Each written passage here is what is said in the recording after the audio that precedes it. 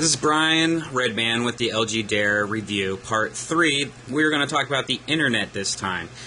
This does have an HTML browser. It doesn't have Flash support, so like the iPhone, some websites are not going to work correctly, or it's not going to appear correctly because of no Flash. Let's check this out. Now, it uses Rev A eVideo speed, which is like the fastest, I believe, internet you can get. It starts off, I mean, you go to a Verizon home screen, you can change that, I believe. I'm not 100% sure. But as an example, let's go to a website. Let's go to my website, just to kind of show you what the problem is here. Now, my website, the main page, does have a big flash image on the top. And you can use the volume keys on the left and right to kind of zoom out.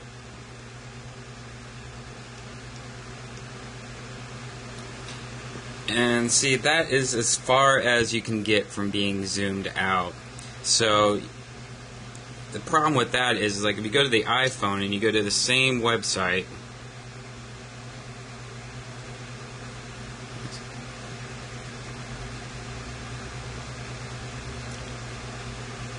see how it fits the whole thing on one page? That is so much nicer.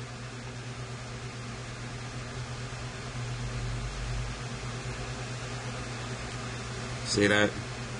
This is as zoomed out as I can get on the Dare. On the iPhone, it's, fits the whole screen. Now, when you go to it, this is on Rev A speeds. It's actually pretty good. I have a pretty intense website. It has a lot of Flash YouTube videos on it. So, for all that, it actually loads up pretty fast, usually.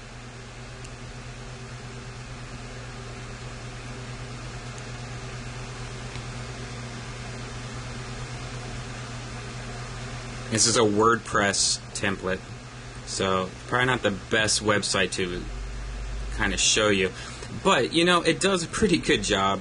I honestly really think that the iPhone has kind of spoiled everyone with the internet, because you have like such cool things like being able to zoom in, being able to zoom out. It has just pretty nice features when it comes to actually playing with the internet. You could just click on something if you want to zoom in on something, That's so nice. And I just really think the iPhone is the best internet you can get on a phone. But with this, it's not, you can't scroll as easy. You have to push and scroll. You can't do the pinch thing where you zoom in. But it's fine. For internet, it's fine. It does the job. If you really want to use your phone for internet, though, all the time, I'd probably recommend the iPhone over this. But for basic HTML use, it does the job. You can do Gmail with it. You can do, web email. You can do all that stuff with it.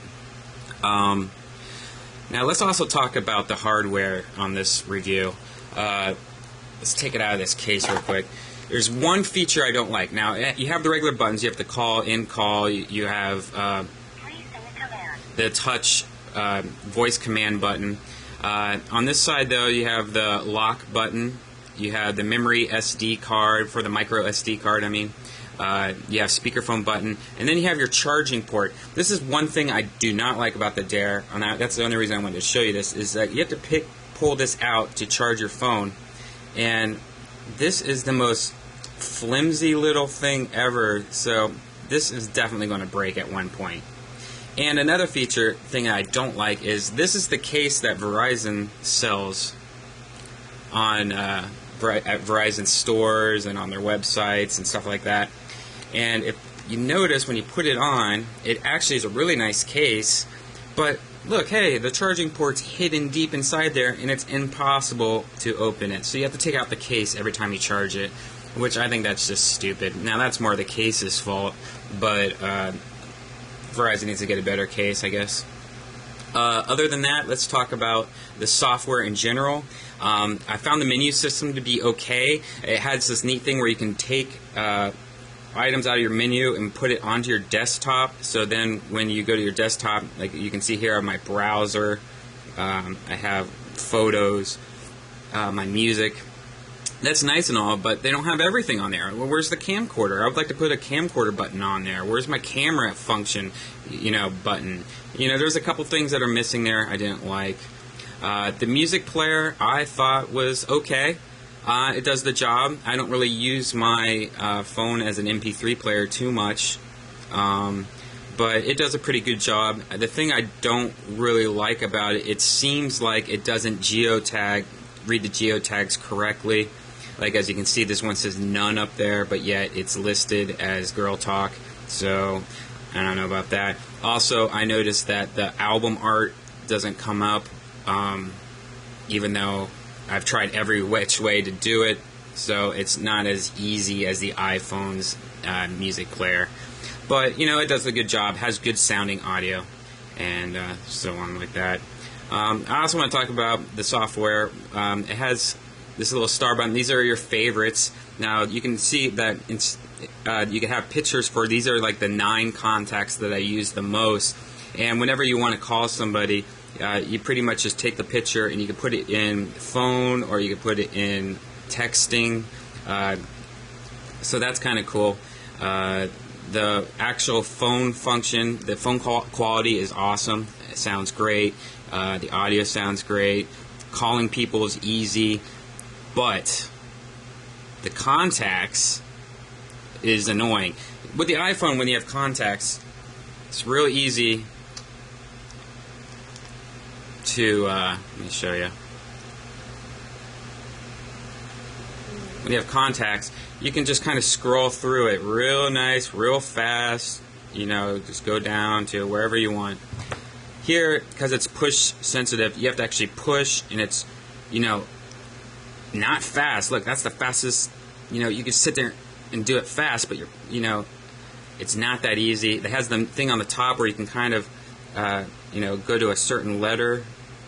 I don't know, it's just kind of clunky. That could be fixed in software, I believe, though, so hopefully Verizon fixes it. And that's one thing Verizon does do. It seems like they fix their software. But overall, I think everything is kind of not really well thought out when it comes to the menu. I find myself doing a lot of like, how do I do this? How do I do that?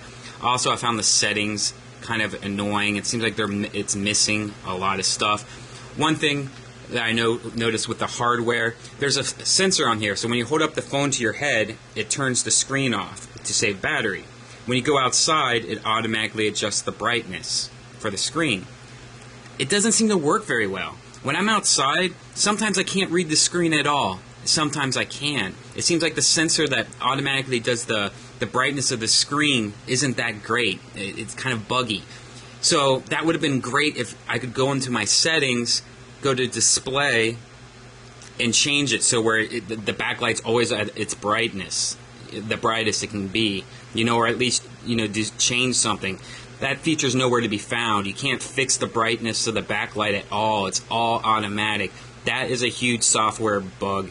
I really hope they put in the, feature to be able to change your backlight, because it doesn't seem like the automatic sensor really works that well all the time. Other than that, I guess the menu and the software is pretty decent. Verizon Navigator is their GPS thing. It's $10 extra a month. It's okay. It's not as good as Google Maps. I wish Verizon would, I would pay $10 if they just let me use Google Maps, I don't know. Verizon Navigator's okay. I don't know. All in all, I'm not really happy with the software part of it. I think the iPhone totally blows it out of the water. Hopefully some updates will fix some of the more annoying features I've had with it. It seems pretty stable. I've only had a couple incidences where the software kind of freaked out and had to reboot it. One was taking photos and suddenly all my photos looked crazy. Another one was it was just the touchscreen became inactive. Overall, hardware and software design, I give it a 3 out of 5.